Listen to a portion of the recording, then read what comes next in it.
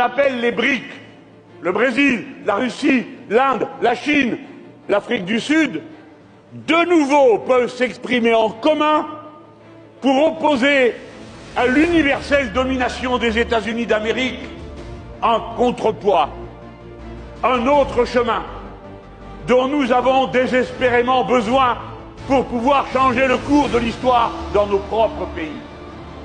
Le retour de Lula a permis que soit prise la décision historique qui va être confirmée au sommet des BRIC en août de cette année. En août qui vient là. En août, la décision qui prend le contre-pied complet de la décision prise par Richard Nixon en 1971, quand il a décidé que dorénavant, le dollar ne serait plus gagé sur aucune valeur matérielle, ce qui lui a permis de répandre des flots immenses de monnaie américaine sur le monde et donc de le dominer dans tous les compartiments de l'activité commerciale et industrielle du monde. Les BRIC ont décidé de décider, en août qui vient, qu'ils allaient créer une monnaie commune qui sera de nouveau gagée sur l'or, c'est-à-dire sur une valeur matérielle. Et à partir de là, cette monnaie commune pourrait être une monnaie d'échange entre les pays qui ne veulent plus commercer en dollars, c'est-à-dire avec une monnaie sur laquelle ils n'ont aucune prise.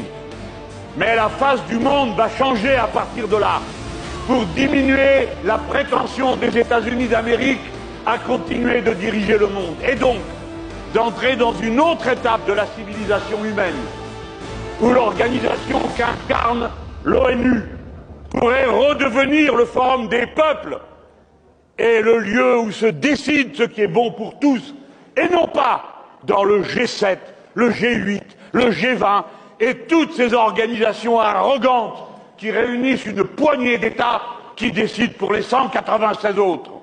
Les BRIC représentent aujourd'hui 35% du PIB mondial, tandis que le G7 ne représente que 31%.